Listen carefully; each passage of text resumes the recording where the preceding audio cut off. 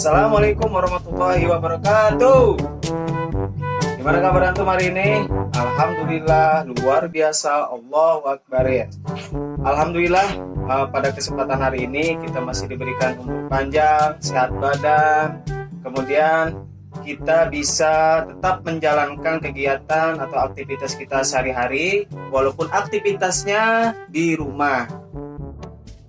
Walaupun di rumah, ya, kita tetap harus berusaha untuk tetap menjaga kesehatan. Kemudian kegiatannya diisi dengan kegiatan yang positif, belajar tetap berjalan, ibadahnya jangan sampai ketinggalan. Kemudian kita juga berusaha untuk tetap menjalankan kegiatan belajar dan mengajar.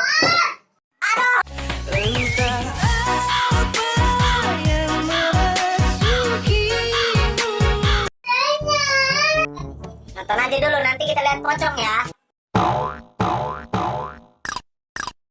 Lanjut.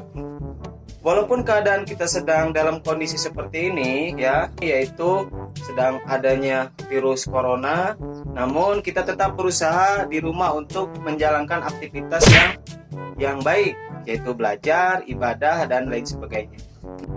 Di sini Pak Dani akan menjelaskan materi tematis tema 3H ya, yaitu tepatnya di subtema 4. Nah, di sini pelajaran yang dibahas dalam video ini yaitu pelajaran bahasa Indonesia, kemudian PKN, SBDP, PJOK, dan matematika. Nah, simak ya videonya, semoga antum bisa memahaminya. Dan kalau misalkan videonya terlalu kecepatan, silakan di pause atau diulang kembali. Ya, selamat menyaksikan.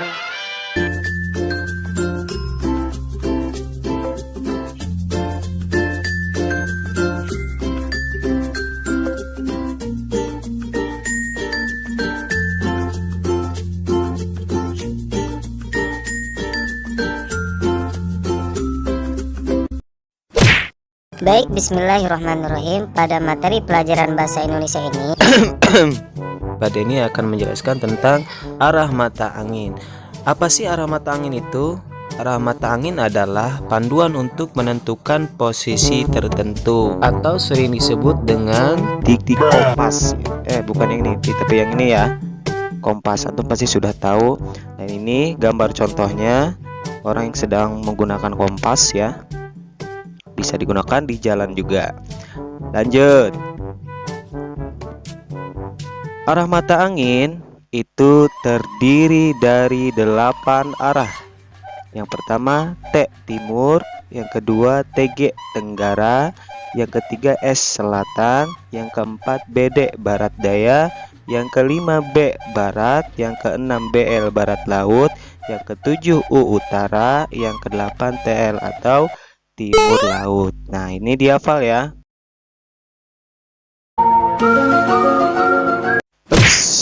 Lanjut. Nah, arah mata angin itu tidak terlepas dari yang namanya denah. Nah, apa sih denah itu? Denah merupakan gambar suatu tempat untuk memberikan sebuah petunjuk. Nah, denah biasanya digunakan untuk mencari nama jalan dan untuk mencari tata letak sebuah bangunan. Nah, semoga bangunan kita nanti seperti ini. Amin ya robbal alamin.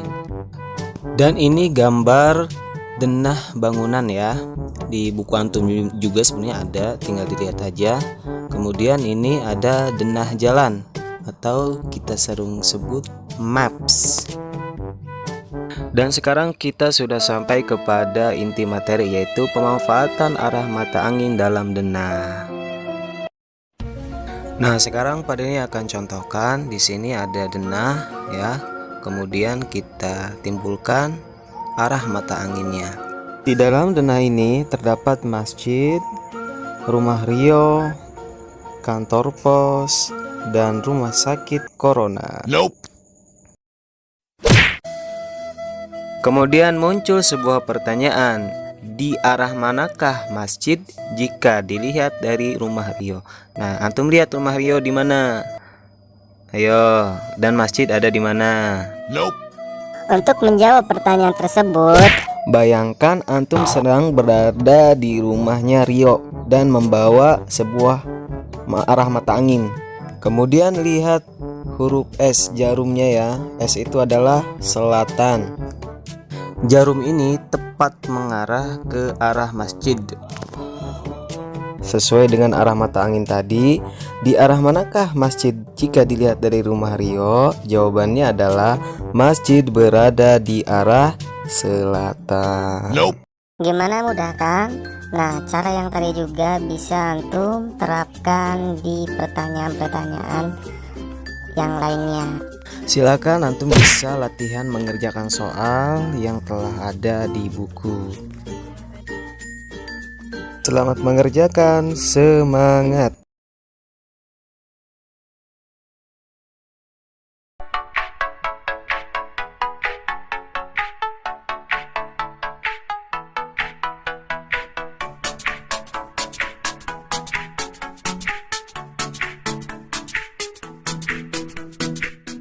Bismillahirrahmanirrahim. Pada pembahasan pelajaran PPKN ini kita akan membahas tentang arti lambang Garuda Pancasila.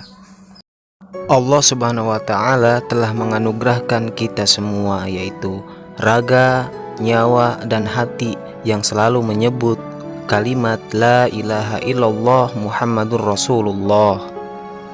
Allah Subhanahu wa Ta'ala telah menganugerahkan kepada kita semua sebuah negara, yaitu negara Indonesia yang subur dan makmur, dan kita wajib untuk mensyukurinya. Lanjut, sebagai warga negara yang baik, kita harus mengetahui lambang negara Indonesia, yaitu Garuda Pancasila.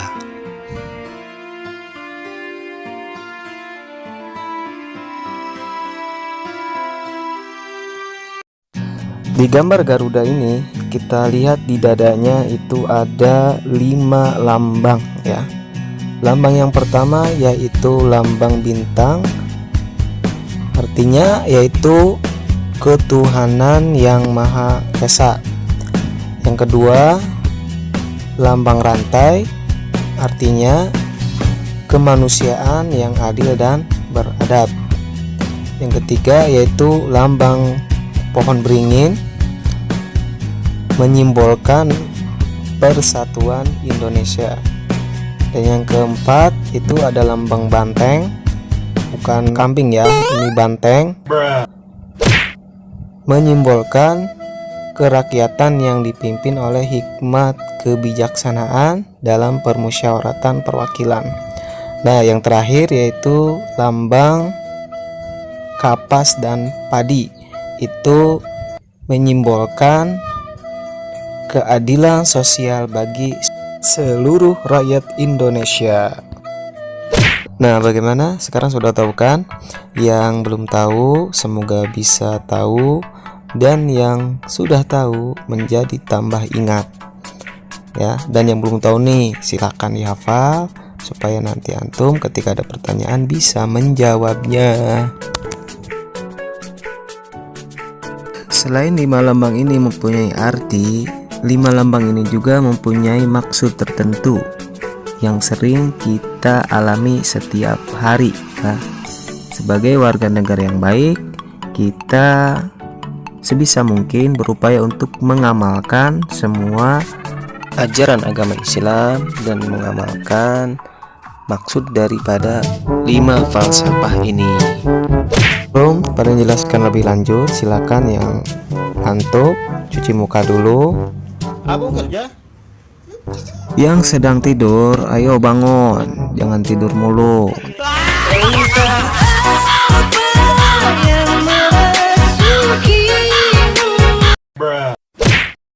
Gimana, bisa kita lanjut? Maksud daripada sila ke-1 yaitu negara Indonesia meyakini adanya Tuhan, jadi melindungi penduduknya untuk beragama dan menjalankan agamanya masing-masing. Contohnya sebagai umat Islam, kita sholat, puasa, ngaji, menutup aurat karena menjalankan perintah Allah. Selain daripada kewajiban kita kepada Allah, itu juga sebagai hak kita selaku masyarakat untuk menjalankan syariat Islam dan melakukan amalan-amalan yang telah dicontohkan oleh Rasulullah Shallallahu Alaihi Wasallam. Kemudian sila kedua yang dilambangkan dengan gambar rantai, yaitu mencerminkan sikap adil dan baik terhadap sesama manusia, terutama sesama muslim. Maksudnya, kita tidak boleh pilih-pilih teman antara yang miskin dan yang kaya atau yang hitam dan yang putih. Nah, sesama teman harus saling memberi, sesama teman juga kita harus saling menghargai. Kemudian sila ketiga mencerminkan persatuan Indonesia, tidak boleh bertengkar, berpisah, bermusuhan, harus saling bersatu. Indonesia ini wilayah yang kepulauannya banyak, maka harus dijaga, jangan sampai terpisah. Islam juga sama, mengajarkan agar bersatu. Seluruh kaum muslimin di muka bumi ini bersatu dalam naungan persatuan Islam. Tentunya itu akan lebih indah. Selanjutnya yaitu sila keempat, yaitu mengandung makna permusyawaratan. Jika ada masalah harus diselesaikan dengan cara musyawarah ya, bukan dengan kekuatan, apalagi otot sama duit ya. Nah, itu harus dibicarakan dengan baik-baik. Nah, contoh kasus misalnya antum sedang ada masalah dengan teman antum, silakan dibicarakan dengan baik, dengan tenang, jangan nangis ya. Tapi kalau misalkan belum selesai aja masalahnya, kasih tahu ke gurunya supaya nanti didamaikan dan masalahnya tidak panjang lebar. Kemudian maksud dari lambang sila kelima adalah mencerminkan tentang keadilan. Nah, maka seharusnya semua memiliki keadilan dalam hal mendapatkan hak untuk belajar, hak untuk mendapatkan kesehatan. Nah, jadi bukan hanya orang yang punya duit saja yang bisa sekolah. Seharusnya seluruh warga negara itu mempunyai hak untuk mendapatkan pendidikan yang baik. Semoga antum semua bisa mengamalkan apa yang terkandung dalam poin-poin tadi, dan kemudian antum bisa mengerjakan soal yang ada di buku. Selamat mengerjakan, semangat.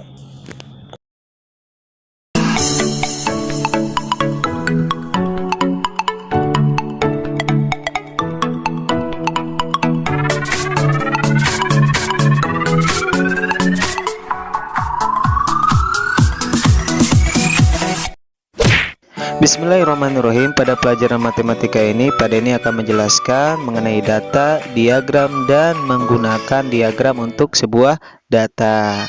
Simak ya.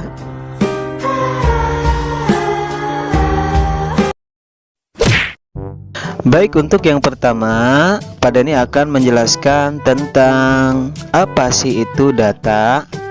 Data menurut Kamus Besar Bahasa Indonesia adalah catatan atas kumpulan fakta. Artinya, data merupakan sebuah angka atau sebuah nama-nama. Misalnya, menurut data di sekolah, kelas 3 berjumlah 57 siswa yang terdiri dari 2 kelas, yaitu kelas Khalid dan kelas Mus'ab. Kelas Khalid jumlah siswanya adalah 27 dan kelas Mus'ab jumlahnya 30 siswa. Nah, jumlah 57 siswa yang terbagi di kelas Mus'ab dan Khalid itu adalah sebuah data. Nah, ini contoh data kelas 3 Mus'ab dan data kelas 3 Khalid. Gimana, paham ya? No. It was at this moment that Nathan knew. Baik, lanjut ke materi selanjutnya, yaitu diagram. Apa sih diagram? Menurut Kamus Besar Bahasa Indonesia, diagram adalah sebuah gambaran atau sketsa untuk memperlihatkan dan menerangkan sesuatu buah data. Diagram dapat terbagi menjadi beberapa macam, diantaranya yaitu diagram garis, kemudian diagram lingkaran. Diagram garis kita melihat garisnya untuk melihat data, kemudian di diagram lingkaran kita melihat lingkarannya. Kemudian ada diagram batang dan diagram batang daun. Diagram batang kita lihat dari batangan yang menjulang ke atas, kemudian di diagram batang daun kita melihat data angkanya di setiap kolam. Terakhir yaitu diagram kotak garis. Nah, diagram ini adalah perpaduan kotak dan garis. Nah, jadi seperti itu ya. Semoga antum dapat memahaminya. Kemudian perlu antum ketahui bahwasannya diagram dan data itu tidak dapat dipisahkan, karena data itu bisa kita terapkan di diagram, dan diagram itu akan bekerja sesuai fungsinya ketika ada data.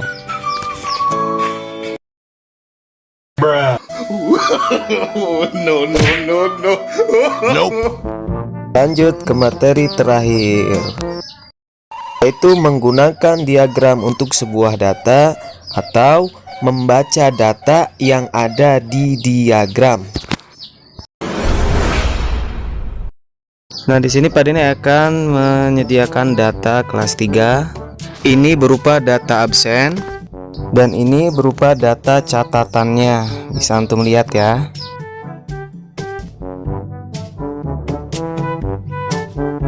Sekarang kita coba masukkan data kelas 3 tadi ke diagram. Ini diagramnya menggunakan diagram batang ya, sesuai dengan ada di buku juga, antum bisa lihat.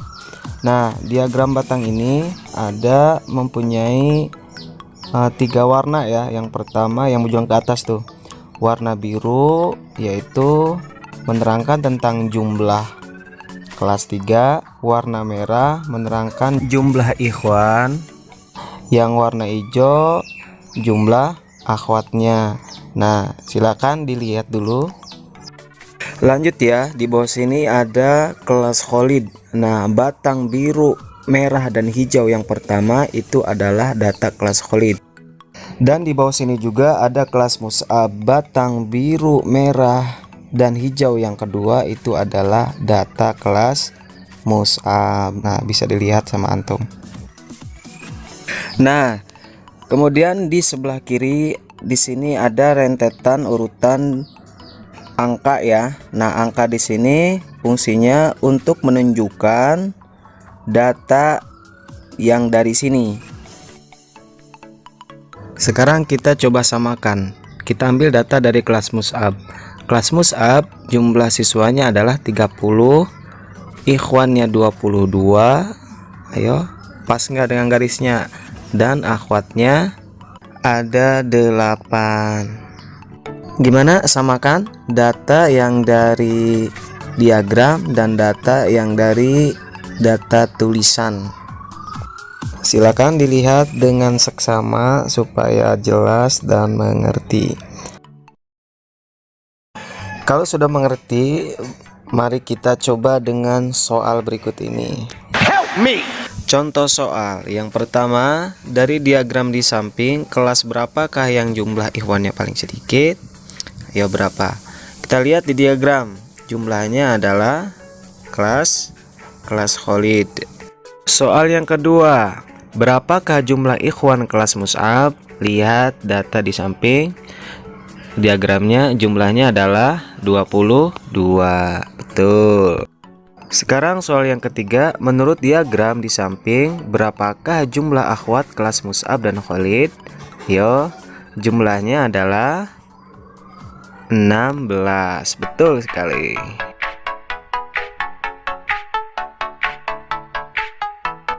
Nah, gimana, mudah kan pelajaran matematika ini? Nah, silakan antum pelajari lagi dan kerjakan soal yang ada di buku. Selamat mengerjakan, semangat. 46.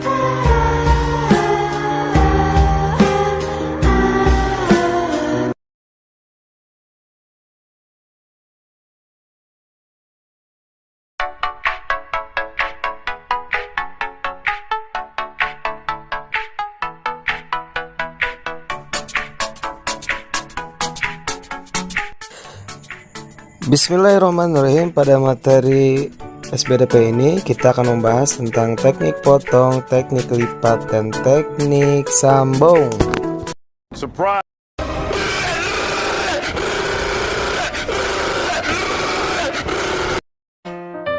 Untuk materi yang pertama yaitu tentang teknik potong.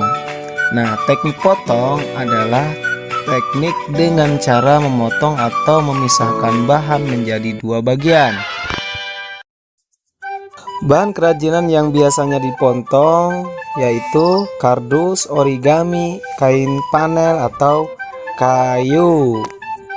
Asal jangan motong rambut temennya aja ya, kayak ini nih.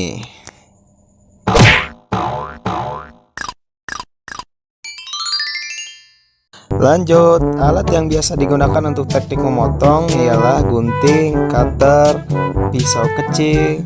Asal jangan yang gini aja nih ya, karena berbahaya. Kemudian yang kedua yaitu teknik lipat. Nah, teknik lipat ini cukup kita gunakan tangan untuk melipat sebuah bahan atau yang digunakan untuk sebuah kerajinan. Kemudian yang ketiga yaitu teknik sambung. Nah, teknik sambung ini banyak sebenarnya ya, bahasa Inggris tuh.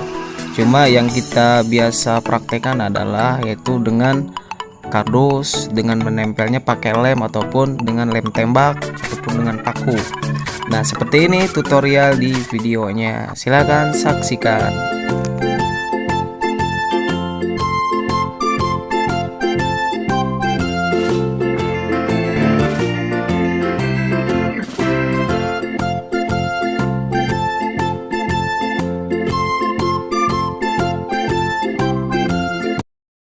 Nah, ini dia sudah jadi kerajinan yang menggunakan teknik 3 tadi ya, teknik potong, lipat, dan sambung. Nah, ini kerajinan bedroom ataupun tempat tidur dari kardus, karton, kemudian origami. Nah, begitu. Bagaimana, sudah paham? Nah, jadi materi tadi adalah materi yang sangat berguna sekali untuk antum ketika antum ingin membuat sebuah kerajinan ya. Nah, di akhir video tadi juga ada tutorial itu cara membuat miniatur kamar atau bedroom. Nanti antum bisa praktekkan di rumah sesuai dengan pedoman yang ada di video ini dan yang ada di buku. Selamat mengerjakan, Aceh Kendor.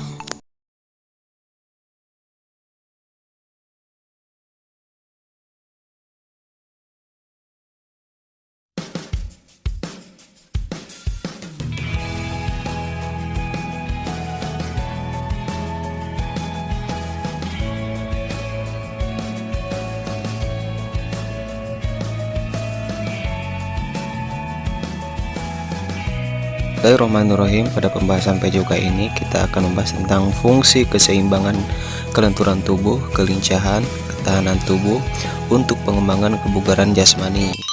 Simak ya.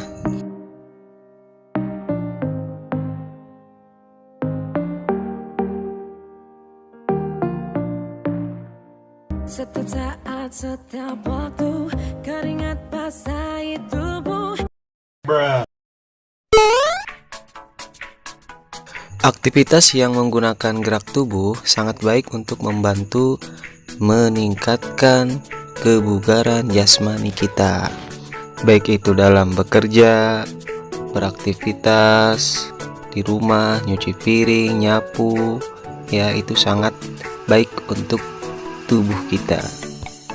Kalau tubuh kita seimbang, yaitu akan meningkatkan keselamatan kita dalam beraktivitas ya, seperti bekerja, berjalan, berlari, naik kendaraan, bersepeda, dan melakukan aktivitas lainnya di dalam rumah maupun di luar rumah.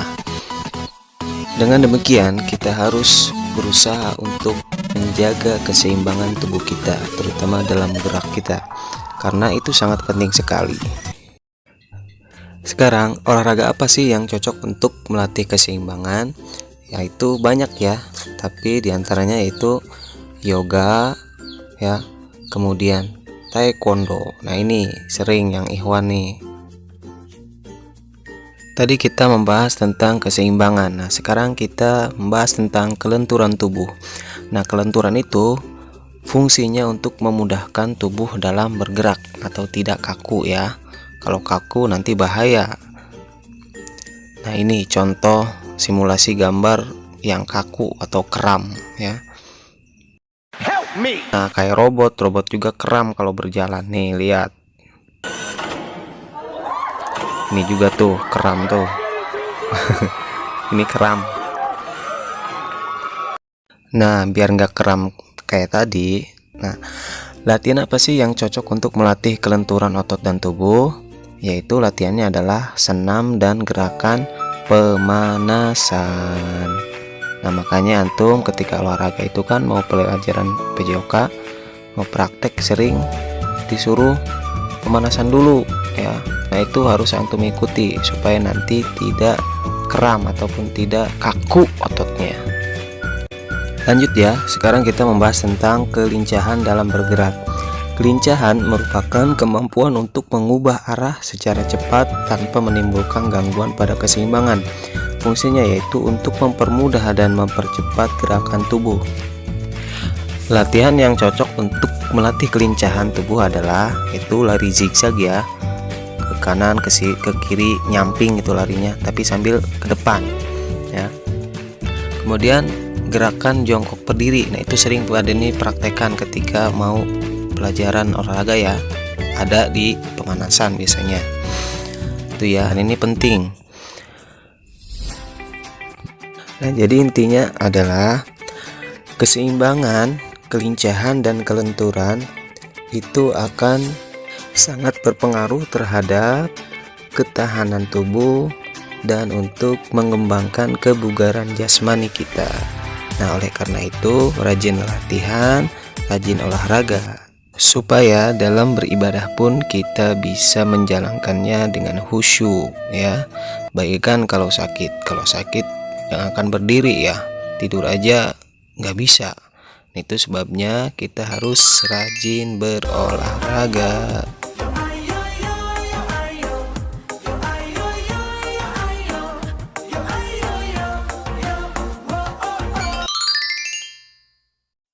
Nah baik, gimana? Pelajarannya mudah kan? Nah jadi silakan antum nanti bisa mengerjakan soal yang telah ada di buku ya, di subtema 4. Nah itu setiap PB atau pembelajaran itu ada soal latihan. Silakan antum isi. Pesan pada ini buat antum semuanya, di rumah tetap harus belajar ya, tetap jaga kesehatan, jangan kemana-mana, jangan banyak main, sholatnya dijaga, kemudian puasa wajib ya. Nah itu saja, akhirul kalam. Wassalamualaikum warahmatullahi wabarakatuh.